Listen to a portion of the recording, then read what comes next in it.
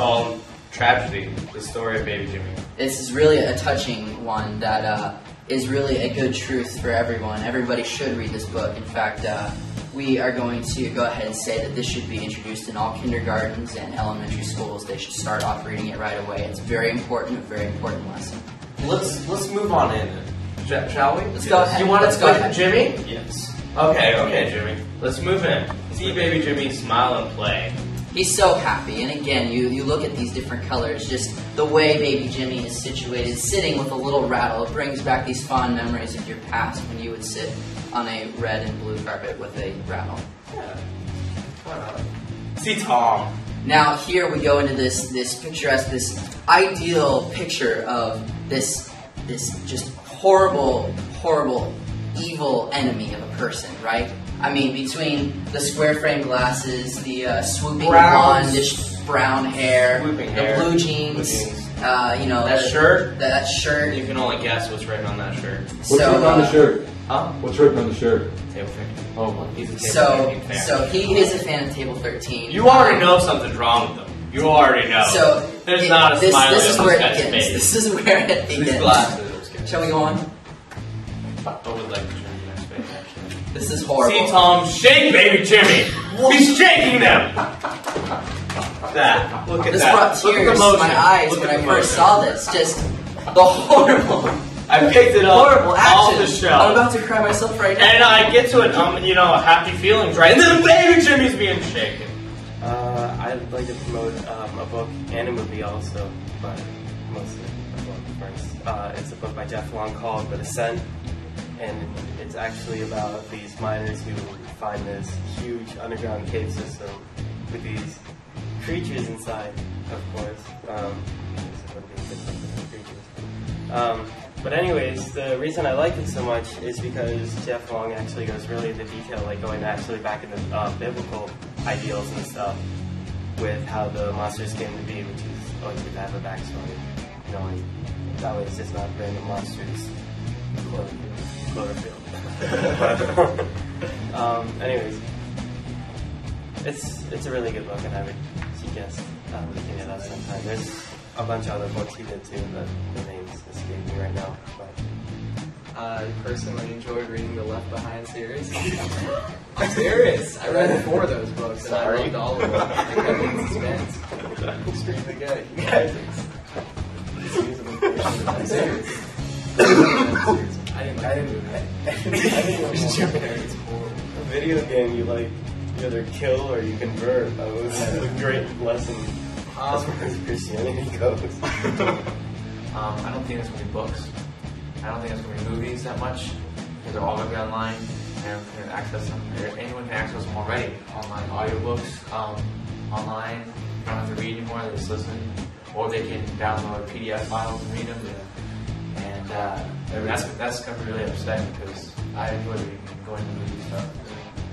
So everything will become completely digital, but instead of having like a library of books, they'll have a library of little like flash drives with like a whole book on it, or you can like plug it into your head. Press a button and like goes in your ear.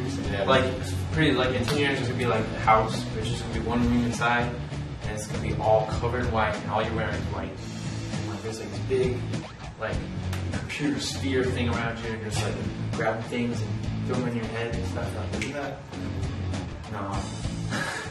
I was just saying. It's a time machine. Because like you go to the library and all you do is just like, it's a book. I mean, a movie. It's a movie. But yeah, throws on movie. Alright, next one is Keep Your Mouth Closed, Dear. And it's by Aliki. Yeah. And this one is about the alligator, same one, Charles. And he likes to eat things. You know, he's a hungry alligator, but he keeps eating things. And he puts things in his mouth, which he shouldn't. Like a ruler. You don't put that in your mouth. Well, alligator might doesn't sound right. Or baby powder, and he ends up coughing it up. And the baby. Yeah. They don't show that part. There's an unedited version. But it's basically saying, do things that you're supposed to do. Use your head not here. things. Teaches him to do chores. and many other things. Don't eat things you shouldn't eat because that's bad for you, and you might throw up.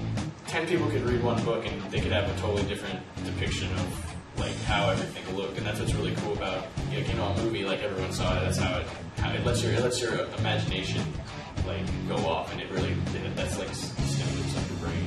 Makes it You can picture a totally different. The characters will be different. That's how you want it. You watch the movie. And that's what's cool. You can make it however you want it. Will Smith.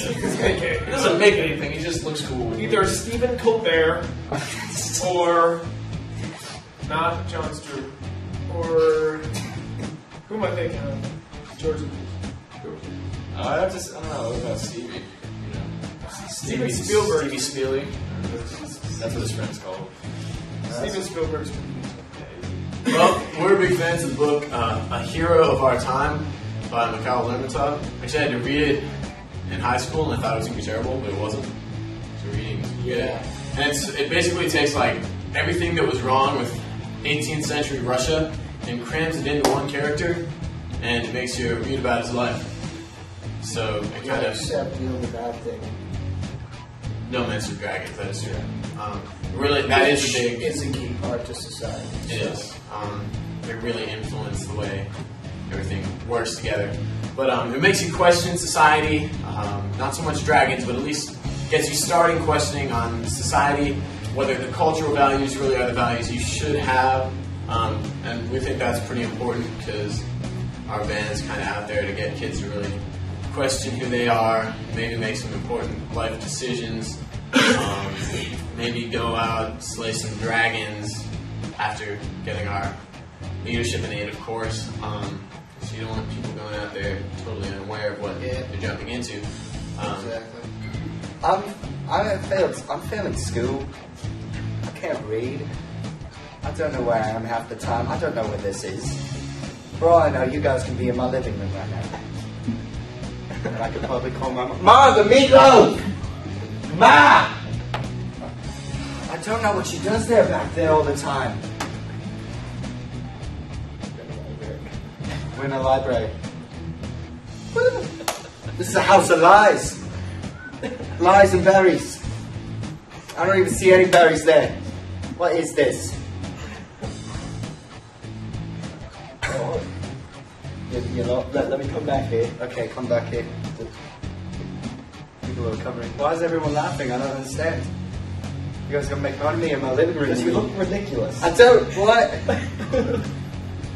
This would be like me looking ridiculous, saying I'm an Amish maid. That's ridiculous. It is. Yeah, it is, but I'm not. Oh, people are standing up in my bed. That's right. Walk away. Walk away. Stop crying. Ah, there's tears. You could be an Amish maid. I could. Well, if I was an Amish man, there wouldn't be any like. I wouldn't use a If microphone. this was your house, Yeah. you're not letting I wouldn't be in the house. I would have to have the microphone. I'd be singing to a pine cone with glue on it and a stick. And you'd be playing like a log and you have to plug it into a tree. You ever try that?